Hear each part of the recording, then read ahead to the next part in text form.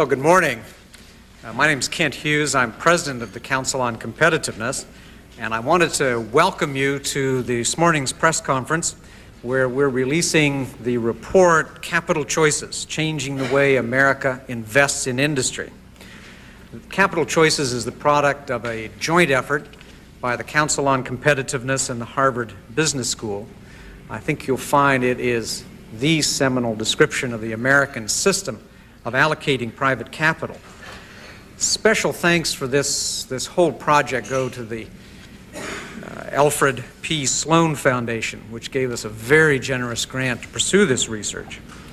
And the person of the hour who pulled all this work together is sitting just to my immediate right, Michael Porter. In addition to being a professor at the Harvard Business School, his real life is as an executive committee member of the Council on Competitiveness.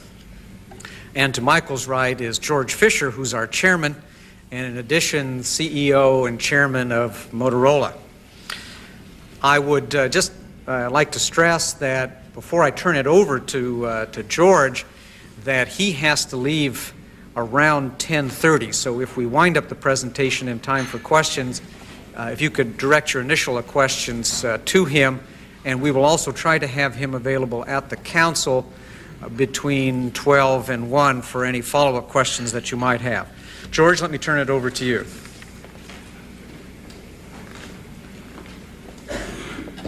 Thank you, Kent. It is a delight to be here today. I always find it a little unnerving to be in the company of so many economists. As a businessman, that has not been my forte, but we will survive that also.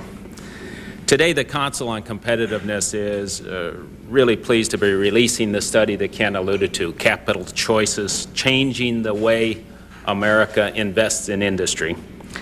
This report gets to the heart of many of the problems we see facing us today in the United States, and it talks to what we must do to succeed against the best competitors this nation has in the world.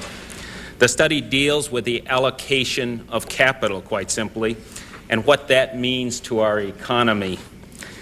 Indeed, that large pool of capital which this nation possesses is one of our greatest resources, and I think you would all agree with that. That capital can, in fact, be viewed as the primary tool that is used to improve both industry and, equally importantly, society in general. The way we invest those resources determine the health and future welfare of not only our businesses, but also the citizenry of this country. Investment, obviously, is also key to our participation in international markets, and that's why in this study we focus so much on comparisons with Japan and Germany, our primary international competitors. The report analyzes these issues in terms of time horizons, corporate governance, and cost of capital. And it is true that there have been many discussions of these issues in the past, many of them providing more heat than enlightenment. That's why I personally find Capital Choices to be such a refreshing change. It goes well beyond unsupported and popular assertions as to what the nature of our problems are. It distinguishes clearly between symptoms and causes. And in so doing, it steers us away, I hope, from quick fixes that may in fact be worse than the problem itself. The report refers to capital in a very broad sense, in the intangible as well as the tangible. Part of capital being employee training and supplier-customer relationships. Those of us in the business community have for a long while, I believe, recognized the importance of those types of intangible capital investments. At Motorola, for instance, last year we spent over $70 million in the training and re-education of our employee base.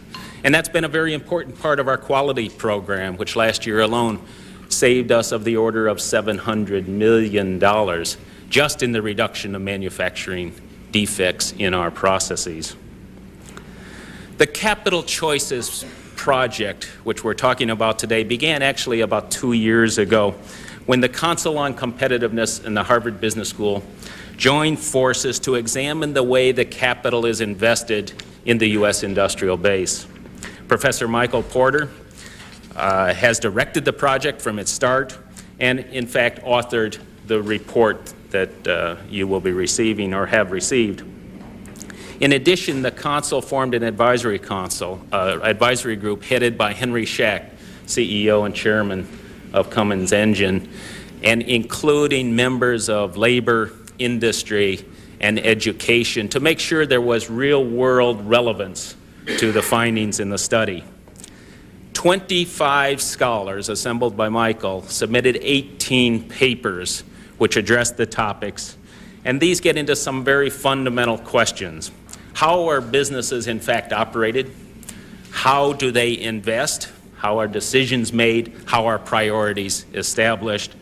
And certainly, what impact do those decisions have on the competitiveness of businesses, on job creation or elimination, on the economy, and most importantly, on society in general and the standard of living we have?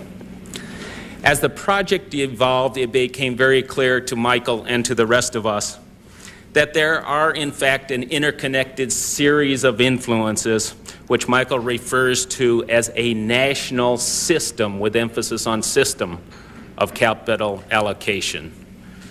To contrast with other national systems, each paper has addressed comparisons with Japan and Germany. I should note at this point that not all members of the Council on Competitiveness agree with every detailed finding in this report. In fact, that would be asking far too much.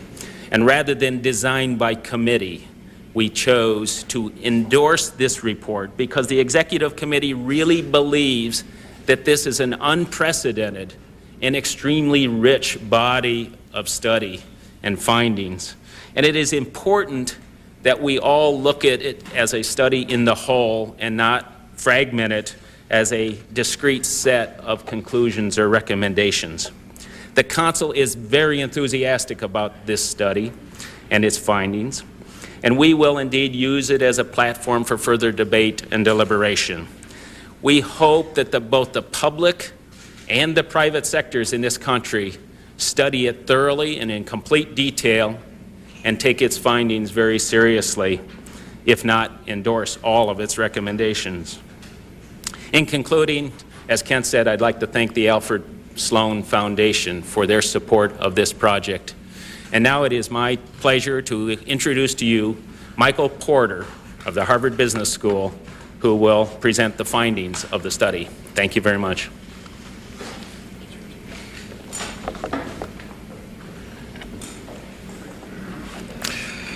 Well, thank you all for coming this morning and joining us to launch this effort, which has taken us a considerable amount of time to do, but I hope that it will be worth the effort. There's been a widespread concern that you're all very familiar with, that America is facing a competitiveness problem. And there's been a search for causes for that problem. Prominent among the diagnoses for America's competitiveness problem has been a series of influences related to our capital system. The assertion that we have a short time horizon in American industry, that America has a short-term bias. The sense that we have a high cost of capital, and that high cost of capital is making it impossible for our companies to invest enough. That high cost of capital frequently linked to the low savings rate in the country. There's been widespread concern about the corporate governance system in the United States, the way in which investors interact with companies. Indeed, there's widespread dissatisfaction with the system and a lot of finger pointing. Investors accuse management of wasting assets, of paying themselves too much, of not listening. Managements accuse investors of churning stocks, of not having the interest of the company at heart, of simply being short-term players.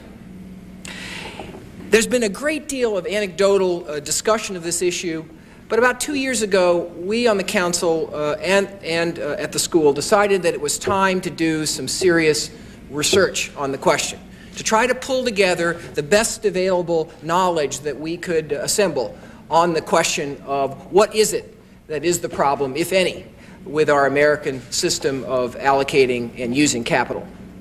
I went around the country and found 25 leading scholars who were experts in their individual disciplines.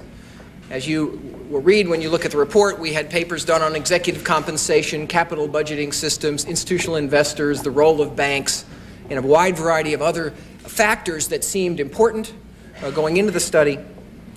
My role has been to try to take these very rich individual papers and synthesize them into an overall view of the question. That has taken some additional research as well with the assistance of Rebecca Wayland, who works with me at Harvard Business School. What have we found? We found that the available evidence does suggest that U.S. industry invests at a lower rate, not only in plant and equipment, but in civilian R&D and in training. This is true on average in the economy as a whole, but it's also true in important individual industries. Industries like tires, like steel, like machine tools, like computers, like construction equipment. The data suggests that American industry is investing at a lower rate, both as a percentage of GDP and in per capita terms. Number two, we found that U.S. CEOs believe strongly that there is a short horizon in American industry. And interestingly enough, we found that foreign CEOs agree. The Japanese and German CEOs who we sampled very much agreed as they had observed their American competitors. We found that the holding period for stocks in the U.S. market had fallen from over 7 years in 1960 to approximately 2 years today. Stocks are turning over at a far more rapid rate than they ever have before. We also recognized that there are many other recent policy proposals that you all are very familiar with, such as pressure and calls for government investment in particular industries, such as R&D consortia, such as joint production ventures. There are a wide variety of other policy proposals that implicitly reflect a private investment problem. These proposals are all ways to either conserve capital through teaming up or having government put more of the capital into the equation. There is a wide array of evidence that suggests that we are not investing enough, that we are not investing in some of the crucial forms, and indeed that our market may have evolved in terms of a shorter-term focus. Many have used this evidence that I've just cited to conclude that we do indeed have a short-term bias in the American economy, or that we have a high cost of capital. That was a tempting conclusion from this research, but unfortunately there's some puzzles. There's some complexities that belie that simple explanation. What are some of the puzzles? If the U.S. is a short-term nation, why do we do so well in startups and in emerging industries like biotechnology and cellular communications, which often require 5, 7, even 10 years before companies make any profit? How could such a short-term nation pour so many billions of dollars in these kind of businesses? That's a puzzle.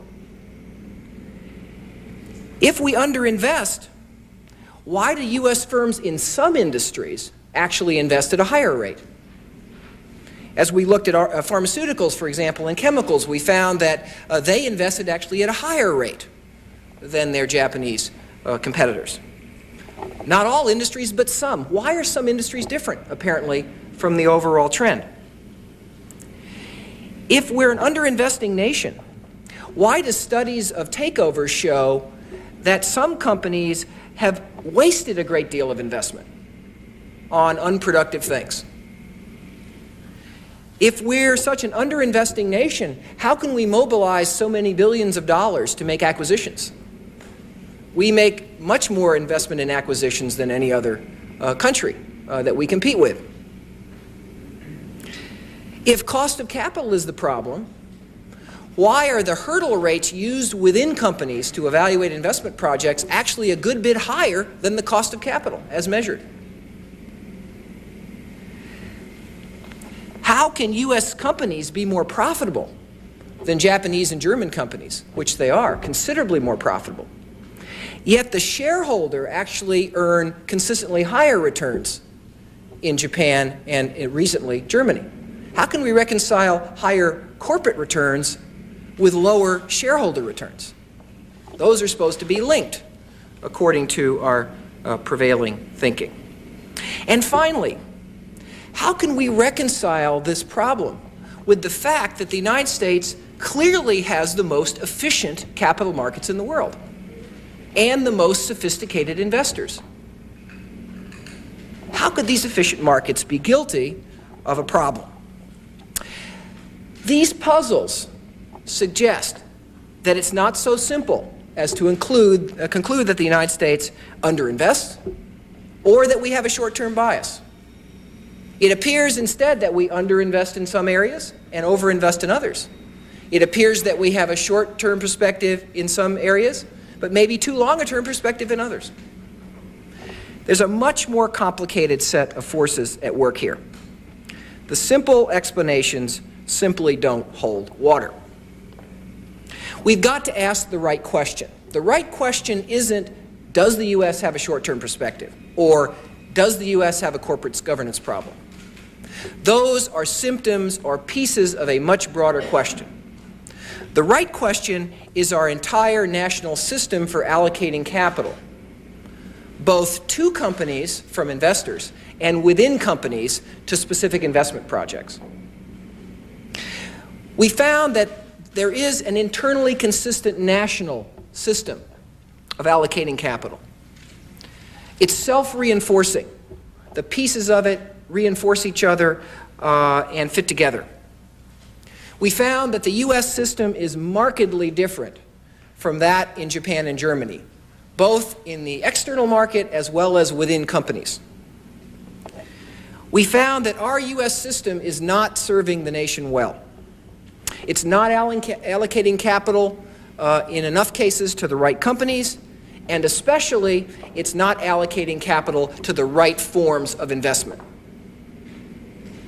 It's not as much a problem of how much capital there is in the United States. Indeed, the United States, as George said, has an enormous pool of capital.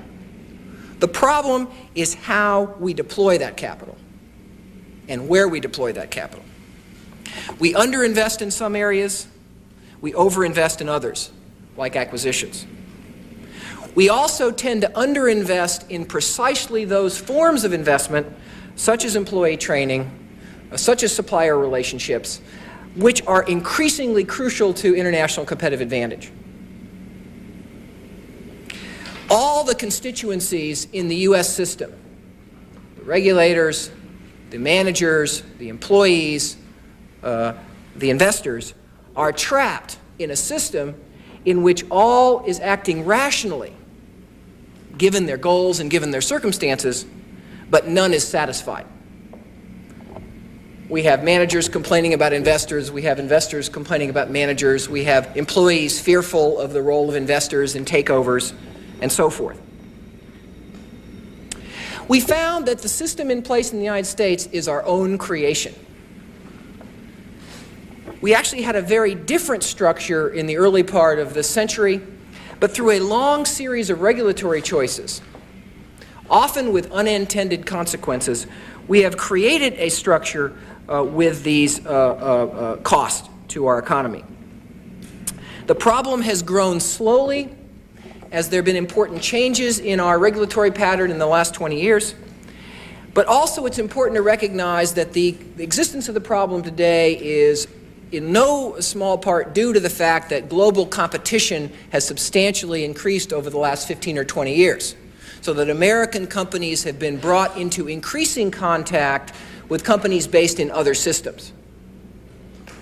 In a closed economy, your capital allocation system is much less sensitive. When you open your economy to international competition, then if your system creates biases or disadvantages, they are much more important.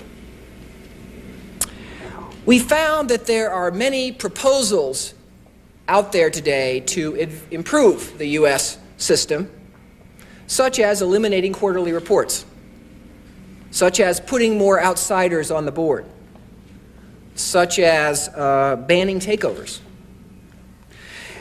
But we find that many of these proposals are actually counterproductive.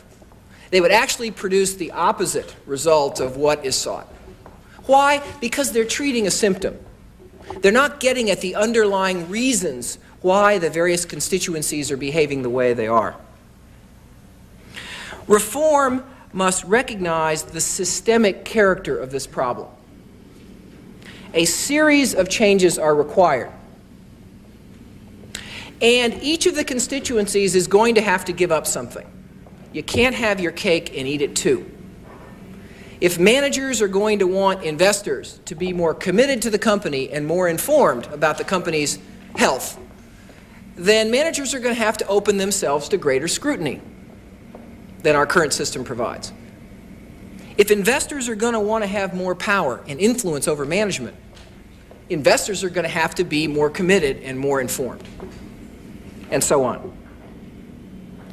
It's important, however, to understand, and I think, and indeed stress, however, that the U.S. system has very important strengths. It's not that it's uniformly a weakness.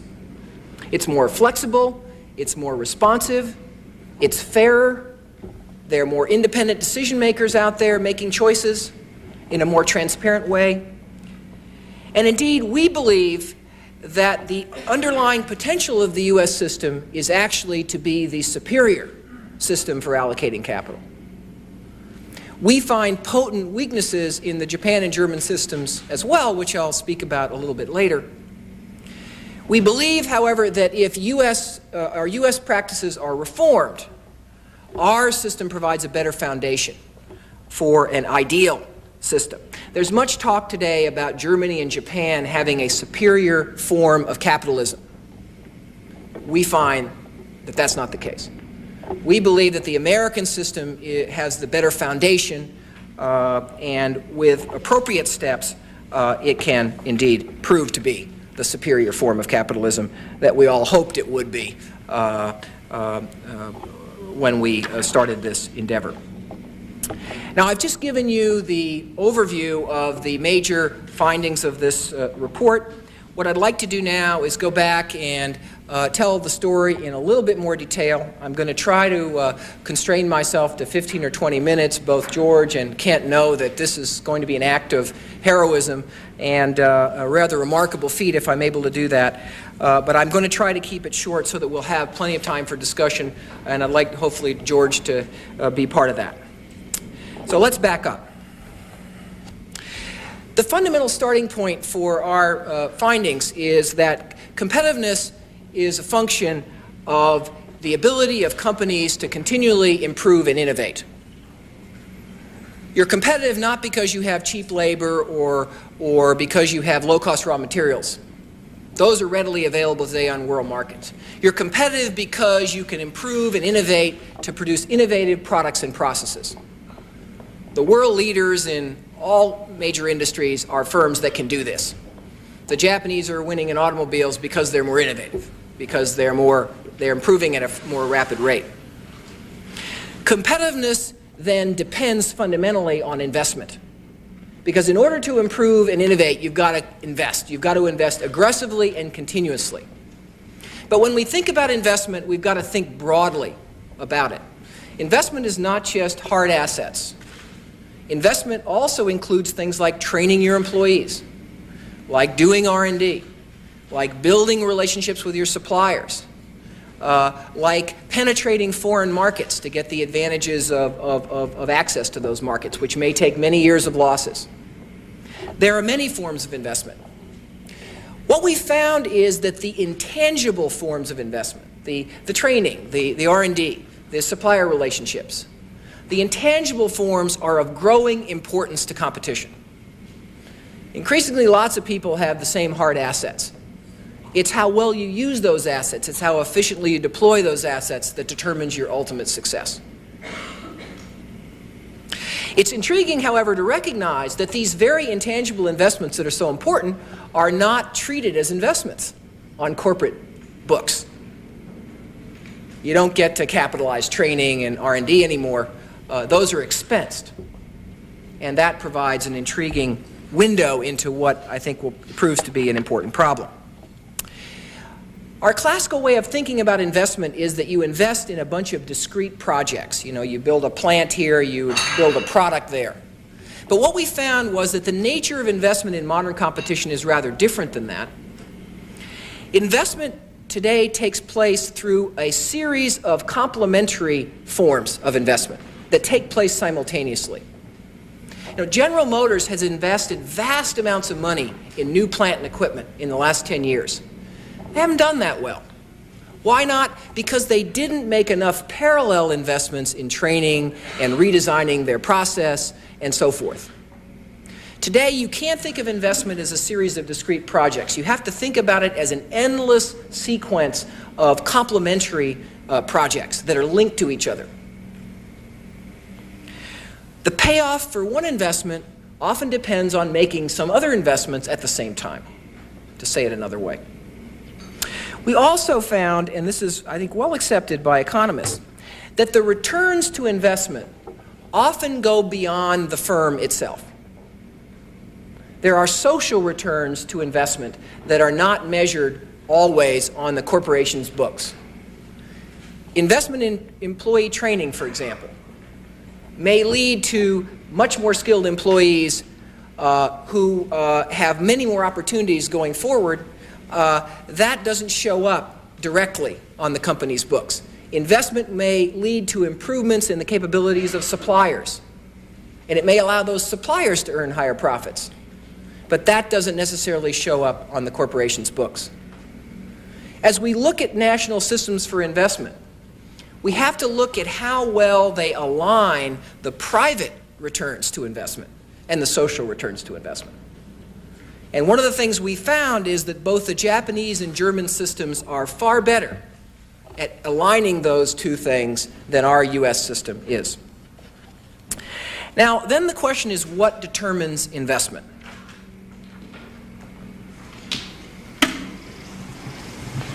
What we found was that there are three fundamental influences on investment. The first, up on top, is the macroeconomic environment. The stability of that environment, the growth of that environment. The macroeconomic environment provides a context in which all investments take place. Generally, a stable environment with stable tax policies and stable fiscal policies is pro-investment. On the bottom, we found that the investment is also affected by what we came to call project-specific conditions.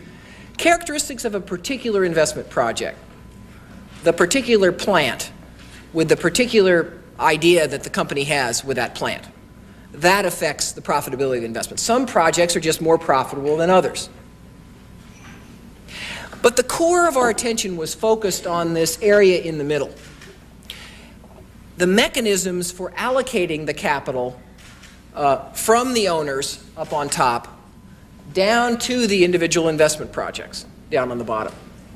And as we conceptualized it, we saw that this process takes place through two separate but interrelated markets.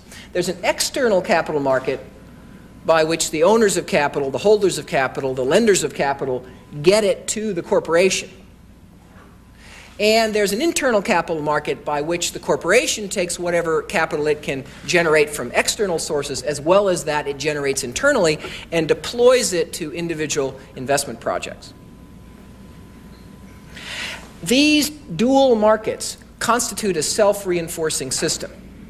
They adjust to each other. The way American companies allocate capital inside is influenced by signals that they get from how capital is allocated outside. Signals that are talking to managers about what owners want.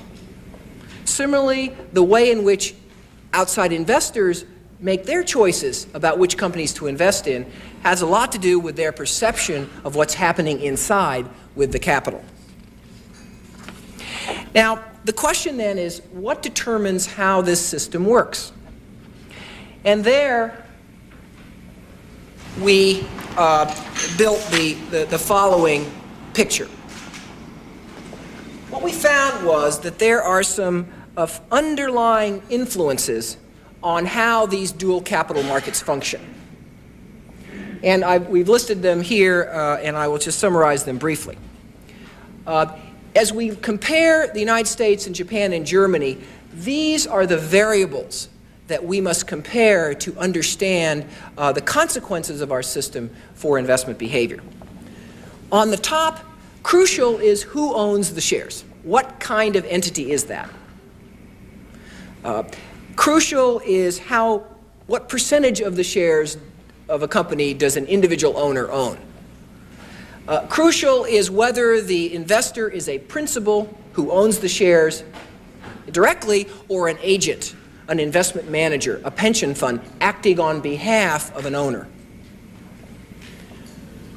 Crucial to how the system works are the particular goals that owners have.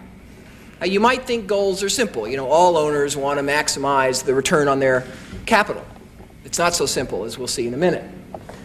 A crucial aspect of the system is how owners go about monitoring and valuing companies, what techniques they use for deciding where to buy and where to sell, and how to monitor companies in between those buy-sell decisions. Finally, an important influence is the ability or the ways in which owners or their agents can directly impact management choices. As we'll see, in some situations, owners have very little direct impact on management choices. In others, they have much more direct impact, and that has important implications. In the internal market, we have a very parallel set of influences. How the corporation sets its goals.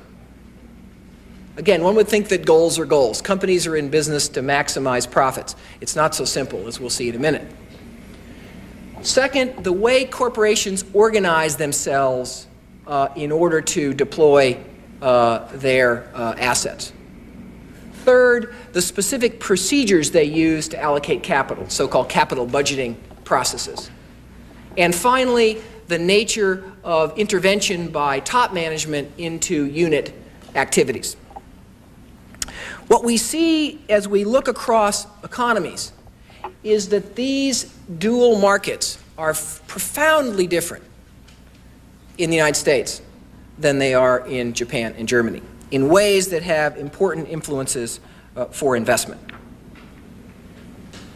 Now let's start with the external market and just review quickly what is summarized in great, and some would say excruciating detail in the report. What we find is that the U.S. system is a system characterized by what we call fluid capital. External capital moves rapidly from firm to firm based on the perception, largely, of near-term appreciation opportunities. Which shares will move up in the next 6 months or 1 year? The Japanese and German system, in contrast, is a system of dedicated capital. The investments of the principal owners are permanent, and they perpetually stay in the company. The trading that takes place on the Tokyo and Frankfurt Stock Exchange is a sideshow that has no real influence on management behavior. The U.S. system is a system characterized by transient owners. The average institutional agent, the average owner is an institutional agent. It's an institution acting as an agent for somebody else. A pension fund, a mutual fund, an investment advisor, a trust advisor. Those kind of owners account for more than 60% of all of U.S. equity, public equity. They hold their shares on average for 1.9 years before trading. Their goals are what we call transaction-driven. They're there to make money from buying and selling the shares. That's their sole goal.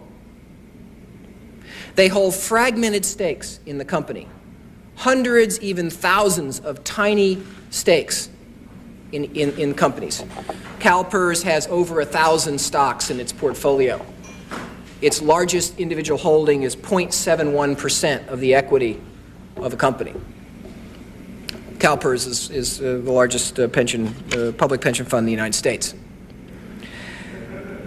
We find that the American system is one where the principal owners use outside information, public information.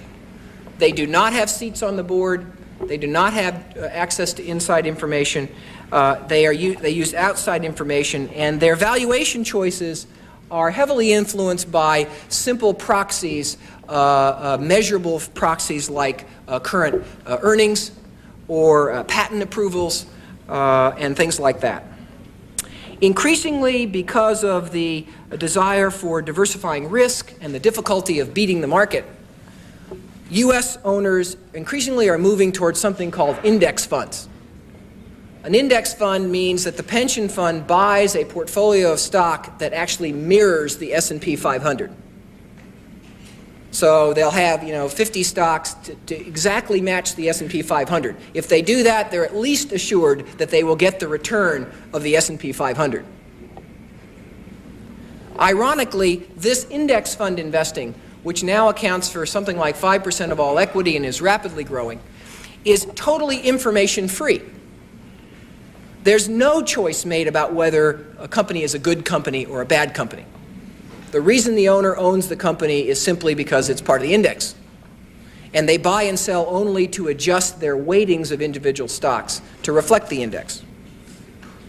Owners in the U.S. system have very little direct influence on management.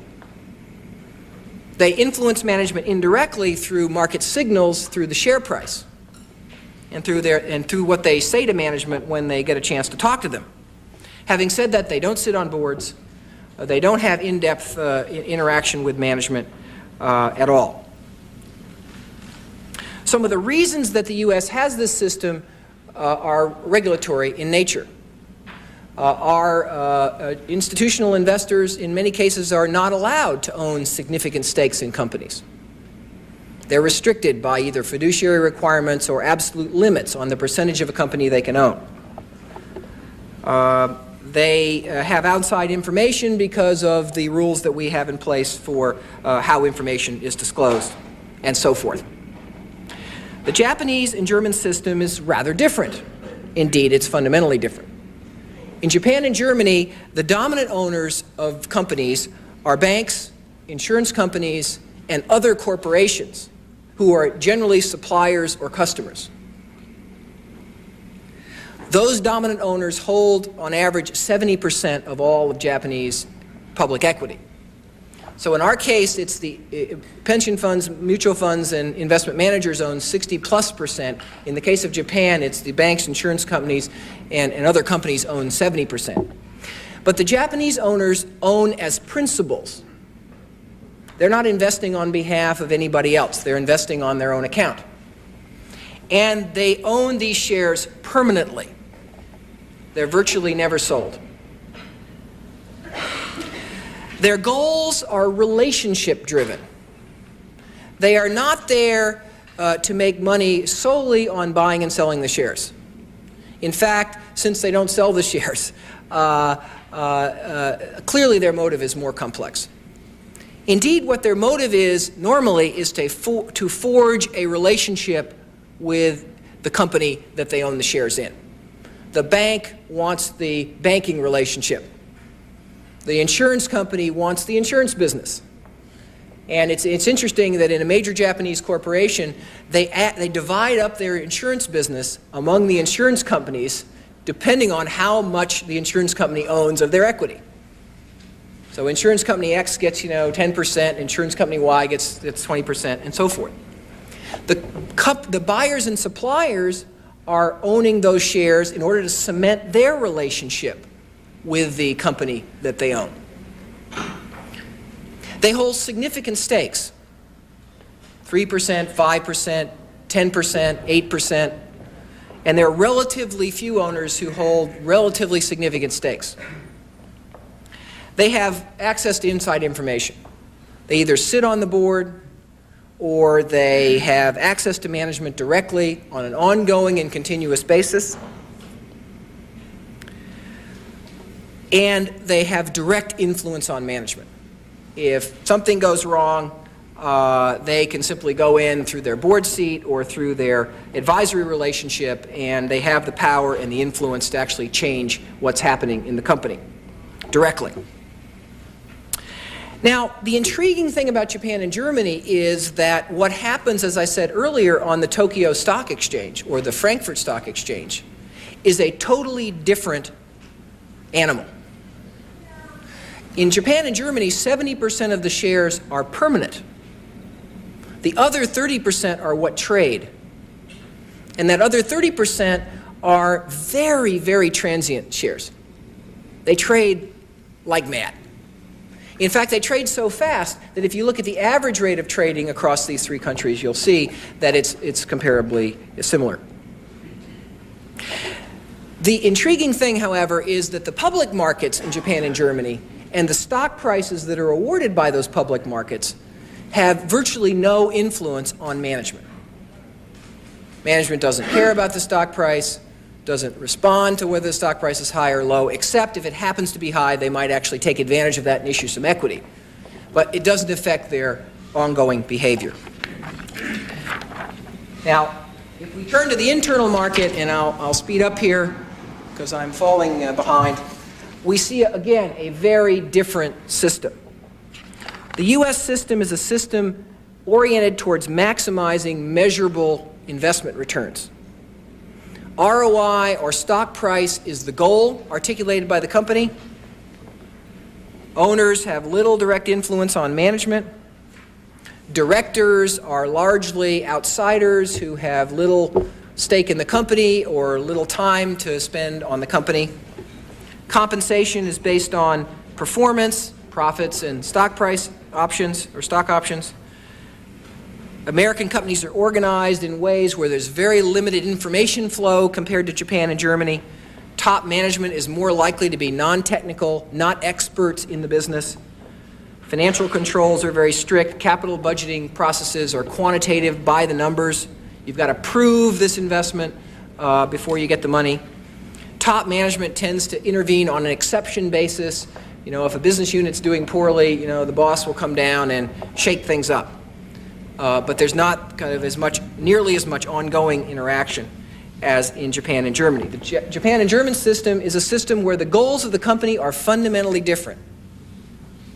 This comes up over and over again. In Japan and Germany, the goals are to perpetuate the enterprise. The owners have a direct influence on management. Compensation is based on salary and benefits. There's enormous amounts of interchange of information across units, across functions. Top management are more likely to be technical. There's a big qualitative part of capital budgeting. Investments are made as much to keep up with competitors or because the management feel they have to than because they can prove them with dollars and cents. Top management is involved in every decision on an ongoing basis.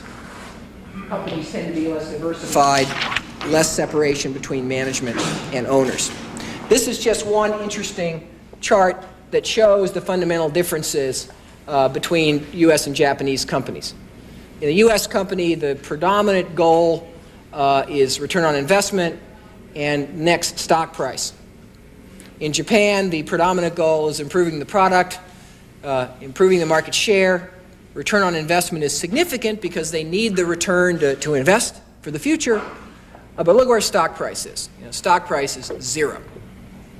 And this result has been confirmed in a variety of other studies. What we see then in the U.S. is a self-reinforcing system. I won't go through all this, but if we put those two sides of the market together, we'll see that the behavior inside has a lot to do with the behavior outside and the signals that are being sent. Now, what are the consequences of the U.S. system? Well, first of all, we find that it is less supportive of investment overall. It's more focused on current returns and so on. We find that the U.S. system favors those investments with measurable returns over those investments whose returns are more intangible. It's much easier to deal with a planned investment in capital budgeting practices rather than an R&D investment, where it's very hard to predict the cash flows. Many investments are not treated as investments at all within companies when you get out of the elite and sophisticated companies like Motorola and Hewlett-Packard. The U.S. system tends to orient itself towards discrete projects where it can measure the cash flows, doesn't do as well in ongoing programs, doesn't do as well in investing in complementary ways, as I said earlier. Our system has a bias towards acquisitions and against internal development. Acquisitions are assets, you can measure them, everybody understands them. Internal development requires startup losses. It's a drag and hard to communicate to outside owners. However, it's important to understand that just as this system encourages underinvestment in some forms, we believe, it also encourages overinvestment in others, like acquisitions. And in some companies, particularly very mature companies, in very, very mature businesses, we find that our system actually allows overinvestment. As long as you can keep your earnings at an acceptable level, you can keep investing, even if the investment projects never pan out. And again, as I said earlier, the literature on takeovers documents this over and over again. There are exceptions in the United States. There are companies that escape, if you will, the system. Companies with a substantial private holding can make a different set of choices if they choose to. I think it's remarkable how many of our great companies are companies like Hallmark and Cargill, Motorola, Hewlett-Packard, where there's a long, enduring family stake in the company. Interestingly enough, our venture capital system is organized very differently. I don't have time to go through it this morning, but if you look at how we set up our venture capital investments, they cure many of the problems that we described earlier. And we also have investors like Warren Buffett, who basically make a lot of money buying companies and being a patient investor. And I think the success of Warren Buffett is an interesting manifestation of some of the flaws in our current system. Simply the act of buying a company and being a supportive, patient, long-term investor is able to generate very substantial returns. Now, the U.S. system has weaknesses, but as I said earlier, there are very important trade-offs to recognize. Our system is very good at quickly reallocating resources. It's opportunity seeking. It's upside chasing. Our system is able to capture emerging businesses. We're very quick into biotechnology and into local area networks or whatever the latest thing is. Our system generates higher private returns per period. The average profitability of U.S. industry is substantially higher than Japanese and German industry. Our public market is pluralistic, it's fair, it's better informed than the public market in Japan and Germany. As I've said earlier, however, our system has a tendency to underinvest, especially in tangibles. It's acquisition biased. It overinvests in profitable mature companies with few attractive investment opportunities. It relies on costly takeovers as the principal form of management discipline.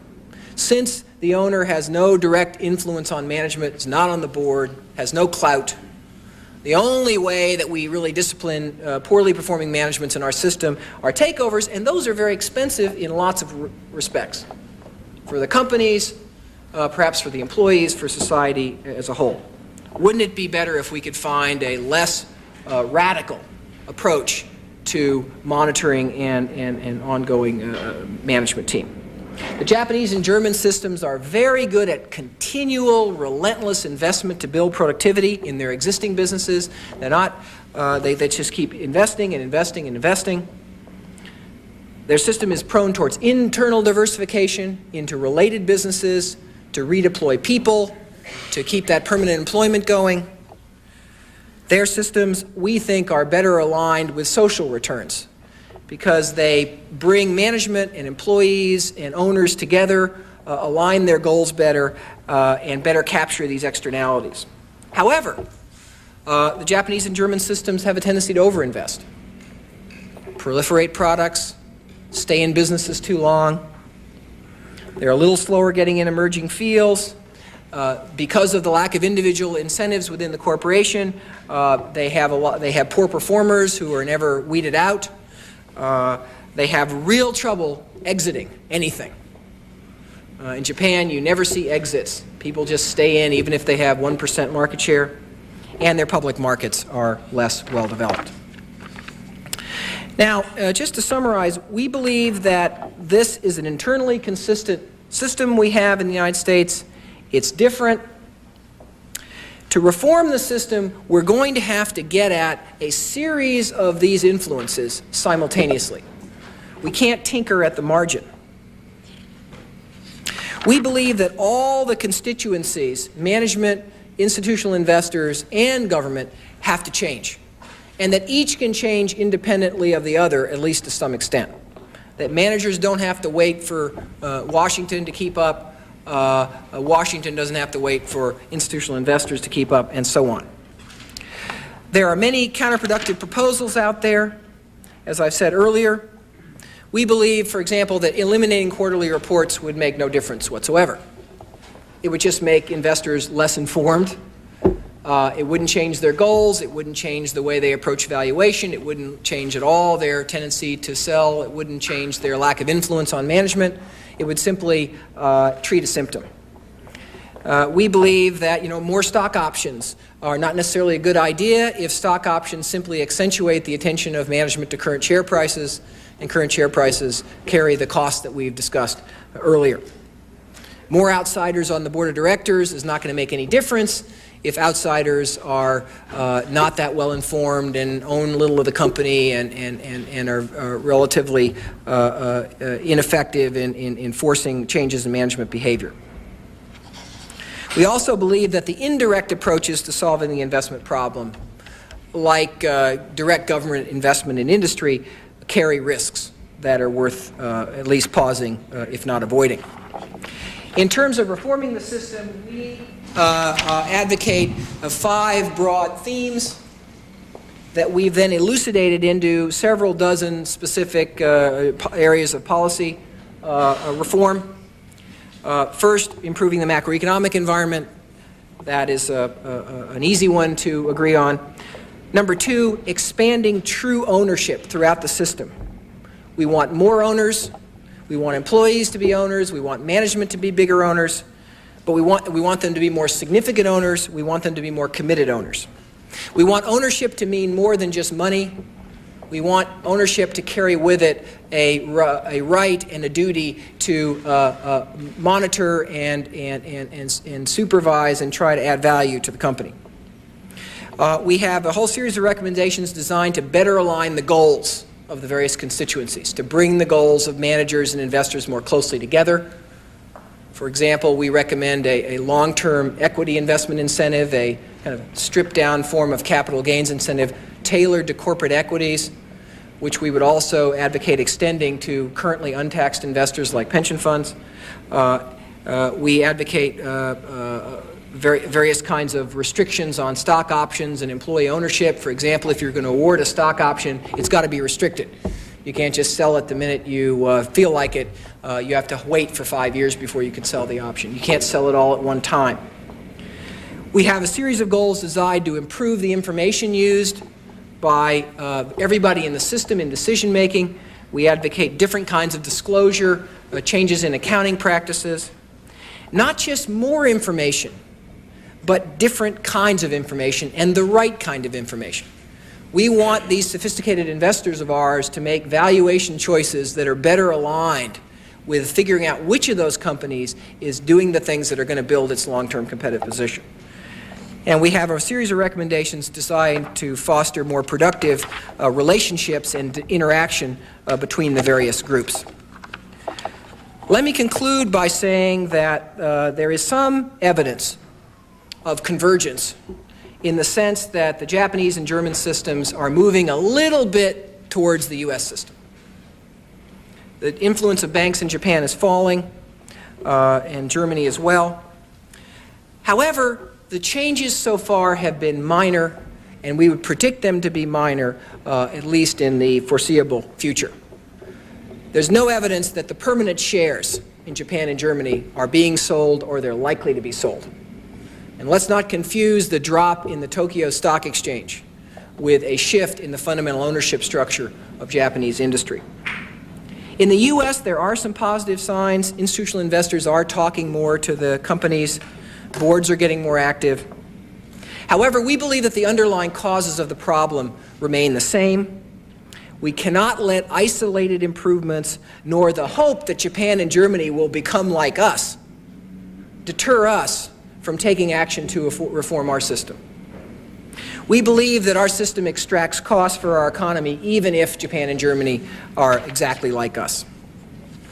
The promise of reform is that we believe we can have a superior system, a system with more flexibility, with more sophisticated investors, with more careful monitoring and management, with better information that avoids some of the internal inefficiencies of the Japanese and German system, and finally, a system that can be fair to all the shareholders.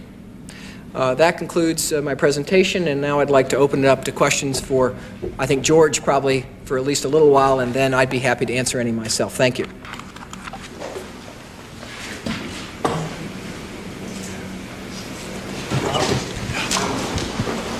In the recommendations, they talk a lot about pensions, letting pensions, I was just skimming this thing, increase their share to 20% of the company, I think you were talking about.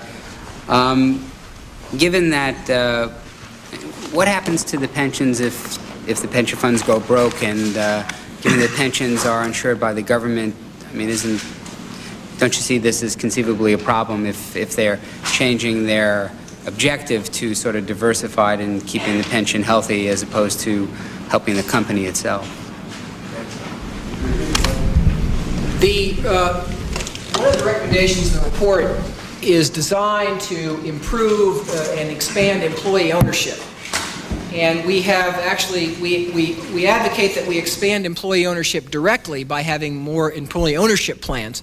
But we also advocate that company pensions be allowed to own a bigger share of the pension assets in the company's own stock. Right now, that is limited to 10% of a pension fund's assets. And we advocate raising that to 20% in the case of defined benefit plans, and even higher limits in defined contribution plans, where the employee is making his or her own choices about where the money should go. That does create a risk that if the company goes down, the pension goes as well. So the employee not only loses their job, but they might lose 20% of their pension. However, a couple of things should be noted. First of all, you should know that in Japan and until recently in Germany and until recently in Japan, the pension is a general liability of the corporation. There is no separately funded pension plan at all. And in those countries, employees know that to get their pension, the company has to do well 30 years from now when they retire.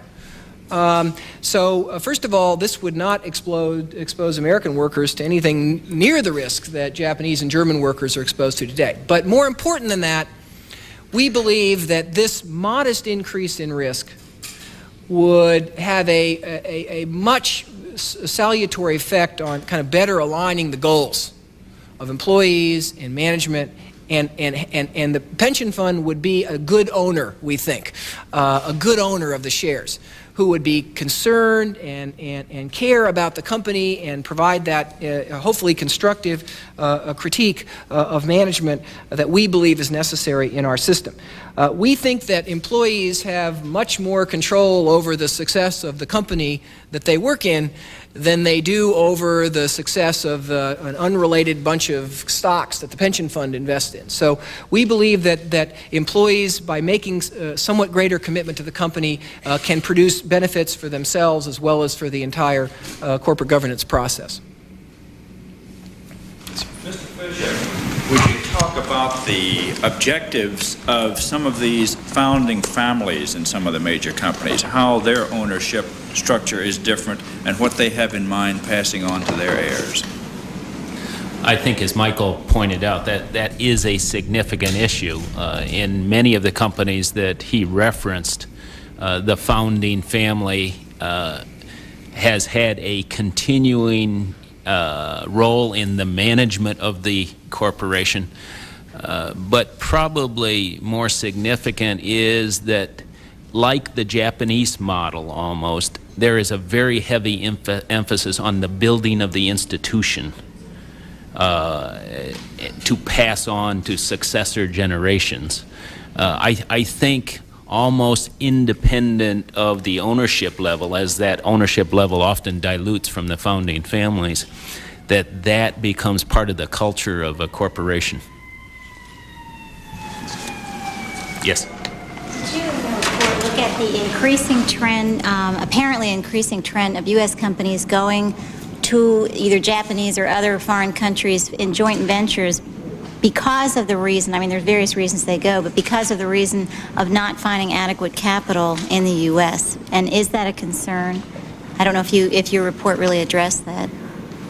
The report doesn't directly address that. That is another symptom of the system that Michael refers to. And certainly any time a decision is made to share cost/risk with other companies because you can't do it on your own, it is symptomatic of the fact you don't have the resources or aren't willing to dedicate the resources to do it yourself. The goodness or badness of those decisions has to be looked at on an individual case. In many cases, the Japanese do the same thing, and so do the Germans, so it is not unique to our system. Yes. Are you advocating that banks be more a part of ownership? In other words, and if so, are you talking about deregulating or rolling back some of these regulations that you mentioned earlier? I think I'll refer that to Michael. I think from my standpoint, as a corporation and representing the corporate interests, I would say our interest is in owners who are long-term owners who have the interest of building the institution over a long period of time as a fundamental part of their investment, and they believe that constitutes a good investment. But Michael, you probably want to comment on that one. Yes, the report does talk about the role of banks and puts particular emphasis on the ability of banks to jointly hold debt and equity. We have in our country a rather unusual situation where banks are essentially prohibited from holding equity in the companies that they lend money to. There's a separation of debt and equity for a variety of historical reasons. Then again, there were good reasons at the time, but they had unintended consequences. But we believe that the separation of debt and equity actually hurts investment. By allowing a bank to both hold debt and equity, the bank looks at its lending differently. It gets a piece of the upside. If the company does well in the long term, it's not so worried about coverage ratios and whether it's going to get paid back. And we believe that the joint holding of debt and equity should be allowed in the U.S. markets. We think that the reasons that was initially separated are past, and that we need to relook at that issue again. Mr. Fisher, what reforms suggested in the report might cause you to alter the way you manage at Motorola? That's a very good question, and I think it goes to the heart of the fundamental observation that what we're dealing with is a systemic issue. Therefore, if you look at the report, you will see a list of recommendations for the private sector, for the institutional investors, and for public policy. I would not jump on any one of those recommendations. What I would do as a corporation is look at the system that is described herein, the system especially of internal investment, but not excluding the external investment world, the macroeconomic world. And I would say, what is a better way for a company like mine to run itself for the long term, and look at the entire system, and then decide in our context what is the best set of changes to make.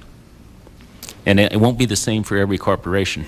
As Michael pointed out, there are many corporations in this country that are very long-term oriented, that do a very good job of managing their internal investments right now. But all of us could do a better job.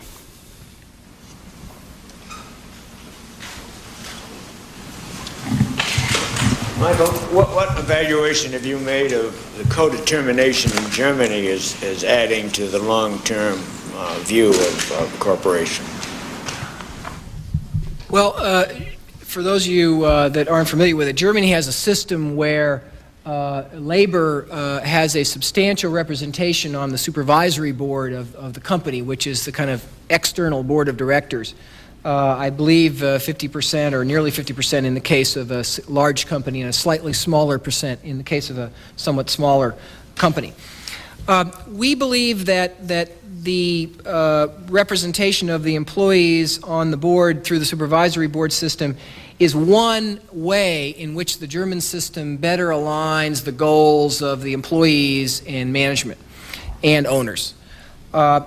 In the context of our U.S. system, we believe that move would perhaps be radical and perhaps a little bit impractical here, and so we advocate instead a greater employee ownership structure, greater incentives for employee ownership plans to make employees major owners.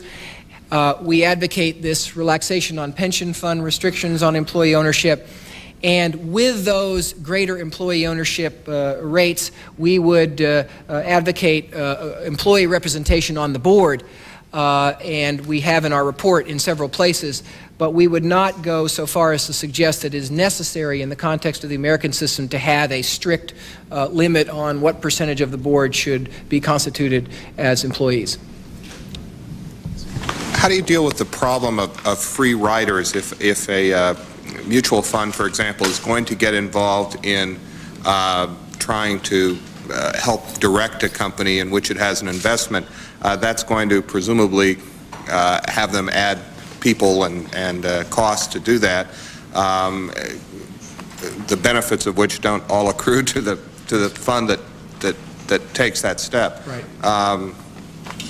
That's a very interesting question, and your point makes it very clear why so few of our institutional investors today actually invest very much in doing this. Today we have a system where the stakes are very fragmented. And the reason for that is again, these limits on ownership that I spoke of earlier, but also the perception of fiduciary responsibility, the need for diversification. There are explicit requirements for, prudent diversification, and that's interpreted in ways that the pension fund manager is going to be darn sure that he or she has a very diversified portfolio. We advocate allowing owners to own bigger stakes, reducing the rate of trading so that their transactions costs go down. We find that one of the major reasons why U.S. mutual funds and pension funds have a hard time beating the market is because of the transactions cost, because they're spending so much in commissions and in buying and selling the shares and influencing the price of the shares in the process. We believe if the mutual funds and pension funds had larger individual stakes and knew they were going to be there for longer, because of perhaps there was an equity investment incentive, which gave them a real incentive to be there for 5 years, that it would then be in their interest to invest more in monitoring. And we also advocate in the report as at least something to consider that there be kind of syndicates where one mutual fund might act as kind of the lead for a group of others and take that role in this company, whereas in another company, another mutual fund might kind of take the lead role in the monitoring and discussion process. But the problem now is that unless we create a different system, nobody as an investor has much incentive to be very well informed about the company, to play much of a role in the company, to influence management. And so basically, if you're unhappy, you sell, and if things get really, really bad, there's a takeover, but that's not the best system in the long run for our economy. I'm going to have to excuse myself. As I do, I would like to thank all of you for your interest and attention. I leave you in Michael's good hands. He is the authority on the subject, but again, I think we're dealing with a very important subject for this nation, and I really appreciate your thoughtfulness in dealing with it. Thank you. Yes, sir. Since you served higher corporate profits in the United States. Would you expect adoption of your regulations to lead to lower corporate profits? Well, that's a complicated question because part of our recommendations have to do with some accounting changes. We think one of the reasons that we have higher corporate profits today is kind of the way we keep score, and so it's a little hard to predict the exact outcome of that complicated equation. But in general, we would expect that this set of recommendations, or if some critical mass of them were enacted, we would see perhaps a higher average rate of investment in companies.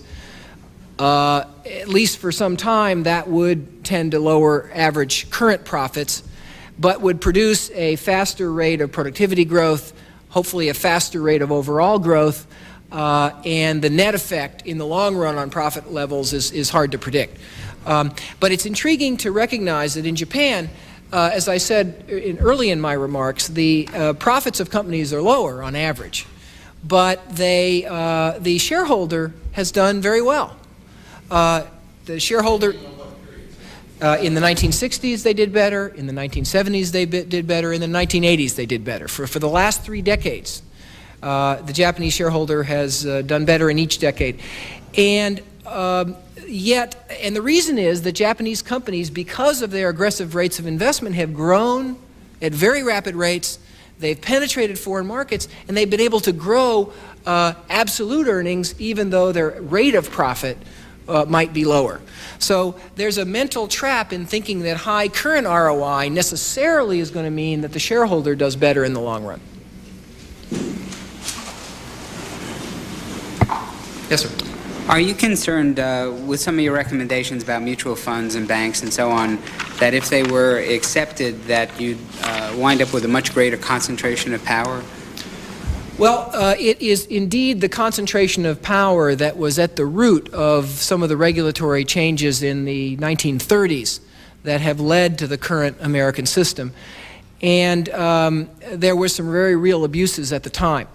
Our response would be twofold. First of all, there are hundreds and hundreds and hundreds of major institutions in the United States, and that is a great strength of our system. We have a very pluralistic system. Lots of people have large pools of capital under their control. We think that the chances that we would see, a very high level of concentration of power in any 1 or 2 financial institutions, or 10 or even 20, is quite unlikely. In addition, we believe that the concentration of power is not necessarily going to work against the interest of the company. Because a crucial part of our recommendation is to better align the goals of the company and the institution so that these more concentrated owners can actually help the company do its thing. Whereas in the old days, the concentrated financial owners used their power to basically abuse the companies. We're trying to create a system through our equity investment incentive, through our shifting various other changes, that where the goals would be better aligned, therefore the abuses would be much less likely to occur. We've had a tendency in the United States, when we see something bad happening, to deal with that in a very extreme form. We see a few financial owners abuse a company or abuse their investors. So therefore, we put in an outright prohibition against anybody owning more than 5% of the stock, for example, in mutual funds. We believe that that form of regulation is less effective than a form of regulation that tries to change the conditions which led to the abuses and then kind of police the very few cases that turn out to be bad news, rather than prohibit what could be a lot of beneficial cases from ever happening in the first place. Yes, sir. Do you propose activities for the federal government to promote investment in intangible investments? Yes, we believe that there are powerful reasons to provide extra incentives for investment in intangibles, particularly R&D and training. Why? Because in those kind of investments, there is compelling evidence that the social return is greater than the private return. So we would advocate making the R&D tax credit permanent, as many others do, It's remarkable to me that we haven't, gotten off our duff and actually done that. Year after year, we have the same counterproductive process. We would also advocate the extension of some similar tax credit to training investments. Perhaps not as large or as generous, but at least some way of tilting the balance a little bit. We also feel, however, that if we made some series of these reforms we're talking about, that itself would lead to a greater investment in these intangible assets. So our approach would be kind of a two-pronged one in this regard. In the back, yes. Question regarding political time horizons. You have a set of proposals here dealing with business horizons. I guess two questions. What are the prospects, in your view, of the political process adopting some of these recommendations, assuming there's a consensus with the Council on moving forward? Secondly, do you see anything out there in the political process that gives you hope that some of these ideas will be given serious attention by the political process?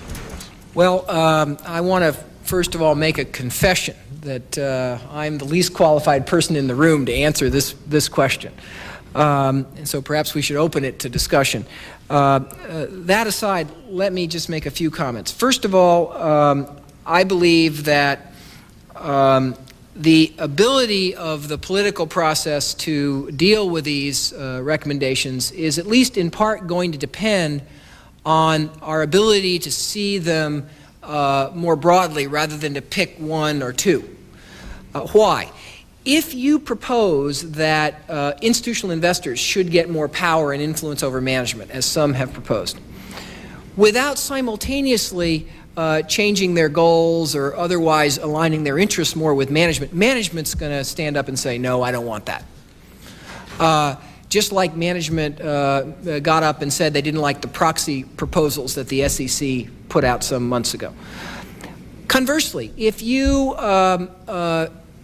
management says we want to ban takeovers, then institutions are not going to go along with that if that's the only way that a poorly performing management can be dislodged. We believe that the ability politically to sell these recommendations depends in part on putting forth a few of them simultaneously. Because if each side gives a little and gets a little, we think it's politically a more saleable proposition. Having said that, I'm not a Washington hand, but that this town doesn't necessarily operate that way. The Omnibus Capital Investment Act of 1992 may or may not, get off the ground. I am hopeful that there's a keen interest in this subject. I'm hopeful that the SEC has held a major conference on this subject in the last 3 months. I am hopeful that there are so many proposals out there addressing bits and pieces of this that with perhaps a new way of thinking about it, which I hope that we can provide with this report, that we'll start to see some momentum building to make progress. I think that this is an area where I have found remarkable consensus that something needs to be done. The confusion has been, what? It's been, I think, close to 7 years of competitiveness studies that have gone on in Washington, and yet a continuing sense of frustration on the part of some about the ability of the political process to take a holistic or systemic view. Maybe this is the subject of your next book, is to look at the problem of political horizons, and we could have this a couple years from now. Well, that would certainly not be my competitive advantage. Yes, sir. Again, on the question of returns, if Japan and Germany have higher social returns, if the externalities are better internalized, as your chart puts it, how come Japan in particular has such a lower general standard of living? Well, I think that Japan's standard of living is rocketing upward, and so I think that we must recognize that Japan is a little bit different than Germany. Germany had severe setbacks in the 2 wars, but was able to rebound quite quickly and build its standard of living up to a very high level, and has been growing its productivity rapidly, so it's approached the U.S. more quickly. Japan is only in recent decades, or in the recent decade, been achieved truly a high standard of living. But Japanese productivity growth is still faster, and I think that the true test of the long-term social returns of the Japanese system will be the continued ability of that economy to improve the standard of living of the nation. They're certainly at this point improving their standard of living much faster than we're improving our standard of living. And we think that one of the reasons they do that is that they're putting more money in things like R&D and training that are providing the foundation for productivity growth in the economy, which is the root cause of a nation's standard of living. Let me stop there. Yes, sir. Follow up on the question about the need to think systemically about this. Of your recommendations, which are absolutely crucial to be tied together? You talk early in the report about the problems of ad hoc thinking and concerns over doing things that would be counterproductive, whereas tied together they may be address the entire systemic problems. Let me just raise one example. The earlier example of debt and equity holdings, allowing both debt banks to do both debt and equity holdings. If you don't change the goals, don't we run the risk of simply throwing them into the middle of that transaction-driven mess? Yes. Well, I think you've correctly seized on one of the fundamental issues here, and what makes this a difficult problem. Piecemeal change is risky for just that reason. I guess that we believe at minimum you've got to do something to shift the goals. There's a variety of ways to shift the goals. The one that might have the longest impact or the most powerful impact is some kind of a long-term equity investment incentive.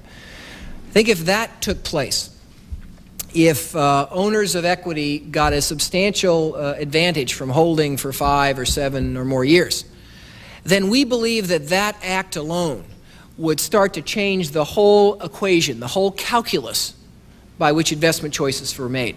The game wouldn't be predicting whose shares are going to go up next year. The game would be predicting whose shares are going to be higher, 5 years from now. And that's a different kind of information, a different kind of a process. At the same time, we think that efforts to allow some greater impact of owners on management are quite important, and so therefore something having to do with loosening ability to join boards, encouraging more different kinds of directors, not just other CEOs. We think that would be a crucial one that would be part of the equation. There's got to be some way for these owners, with their hopefully now view towards the building the long-term value of the business, there's got to be some way for them to represent their views with management. We think that another and a crucial change that could make a big difference would be to start to adjust the process of management compensation. We believe that every stock option should be restricted. That is, when you award a stock option, you should not be able to sell it the minute, exercise the option the minute that it comes due. We believe that options should all be restricted. You should have to hold the shares for some considerable portion of time. You should be only allowed to sell 25% at a time per year or something like that. We need to find a way of better aligning management's goals with these new long-term owners' goals. Those are just 2 or 3 of the ones that I think are central. But it's a little hard for me at this stage anyway to tell you that it's these 3 versus those 3. These are often complementary. They're reinforcing. And there's different ways to skin this cat, and one of the things we're hoping to do over the coming months is to engage the debate, take the criticism, listen to the other points of view, and then the Council itself, I'm hoping, will come forward later in the year with a kind of an action plan for going forward.